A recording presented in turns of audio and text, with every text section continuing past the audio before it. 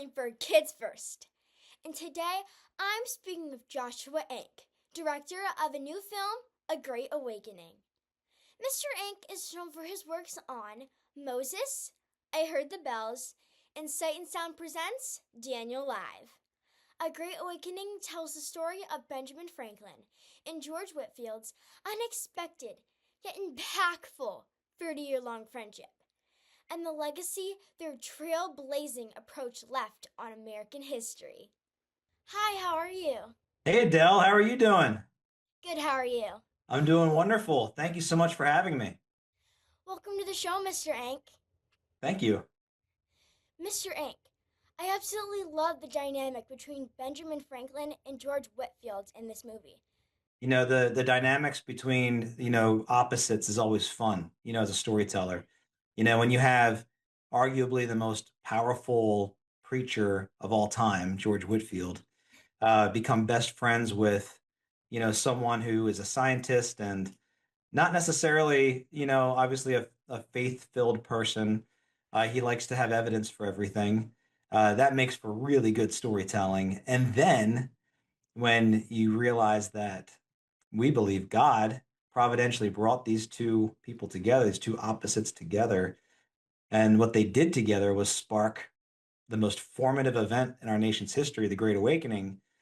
It's like, wow, we have to tell this story. So, This movie gives insights into a pivotal part of history. How did you prepare as a director to ensure it was told with care? well, I love truth. I love facts.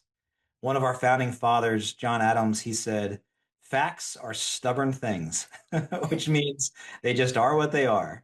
And for me, that's the most inspiring building blocks to use as a director. We have our imaginations for a reason. We have the gift of creativity, for a reason.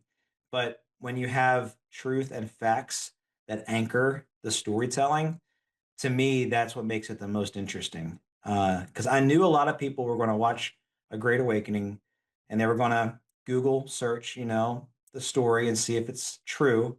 And I wanted them to do that. And I wanted them to find that 90%, maybe 95% of what we portrayed on screen is actually true. So as a director, that's how I prepared. I prepared by knowing my history, knowing these characters, and putting those two things together. The script kind of wrote itself. That is truly amazing. What Thank was you. it? Yeah. What was it like to write and direct in the same film? Well, fortunately, I had two other co-writers. Yeah. John Blair, who plays George Whitfield, he was one of the co-writers. And then Jeff Bender, he and I have been writing stage productions together for about 25 years. And so, yeah, we have a lot of history together. And I was able to really, lean in on those guys and our relationship. We trust each other.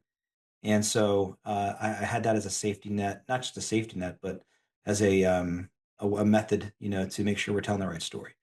And it freed me up then as a director to do my job as a director and say, hey, this line isn't working. I can throw it off to somebody else, Yeah. So Thank you for sharing that. you bet. What did you find most challenging about telling this historical story?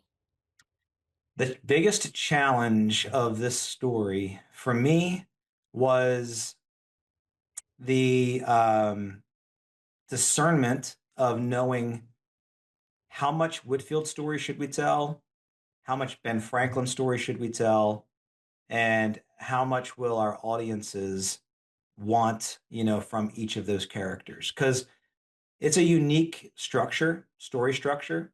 It has a dual protagonist structure. There's kind of two heroes in this story. And so to balance out how much, time you give to each of their characters was probably the biggest struggle for me and required the most late nights of rewrites and things like that.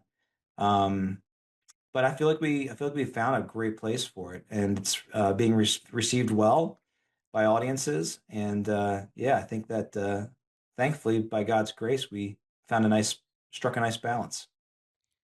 I really appreciate you sharing those insights.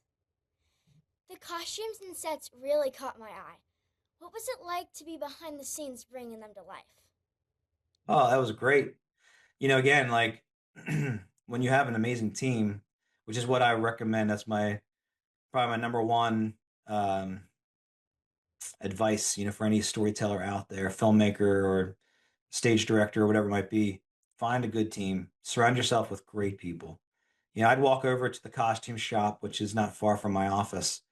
It's a separate building, but I'd walk over there and fabric is flying and ladies are chatting over there and music's playing and our actors are getting fitted for their costumes and they call me over because it's first time Ben Franklin's getting into his famous suit or George Whitefield and we just kept the joy alive. Like there really is joy in the journey, and the definition for joy is strength. And so we stayed joyful, and we were for each other. We celebrated together. We challenged each other creatively, artistically, but it was amazing. Yeah, I have quite a team to work with here. That is awesome. I loved the costumes for the characters. They're Good. very I'm glad. I'm nostalgic. glad. I like them too. I think the team did an amazing job. The chemistry in the cast is evident. What is your most memorable moment on set? Well, I just have to stop Adele and say you are asking phenomenal questions. You are Thank doing you. such a great job. The chemistry on the set and the characters is key. And we do what we call chemistry readings, where we get the actors in the same room before the lights, camera, and action, before the costumes and the makeup, and we just get to see them play off each other and the kind of chemistry that exists or doesn't exist that needs to. Um, but then, as a director, it's my responsibility to keep the vision of the film in the forefront so that if things get a little hairy, and they do on set, when the sun is, I can't hold the sun up in the sky. When that thing's starting to set and we're running out of light and everybody's getting a little frantic, it's the director's job to remind them of why we're here and the Lord has this and the vision that's before us. And that created a really healthy culture. That is awesome. That is really amazing. Thank you. You bet. What do you hope audiences will take away from watching this film? The same thing that I see in your eyes and expression right now, which is inspiration. I really want people of all ages to be inspired by this story, that they can go and tell others, that we can still have hope for this nation and we can have that one tiny candle illuminating 1,000 that we say in the movie.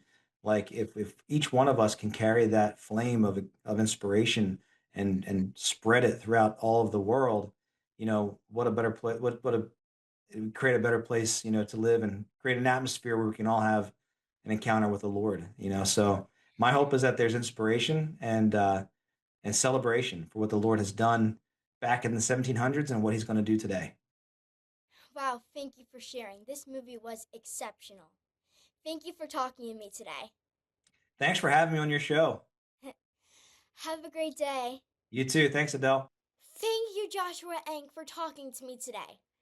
Be sure to look for A Great Awakening when it opens in theaters April 3rd, 2026. I'm Adele reporting for Kids First. Remember to like and subscribe to our channel so you don't miss one of my next interviews or those of my awesome team members. Bye!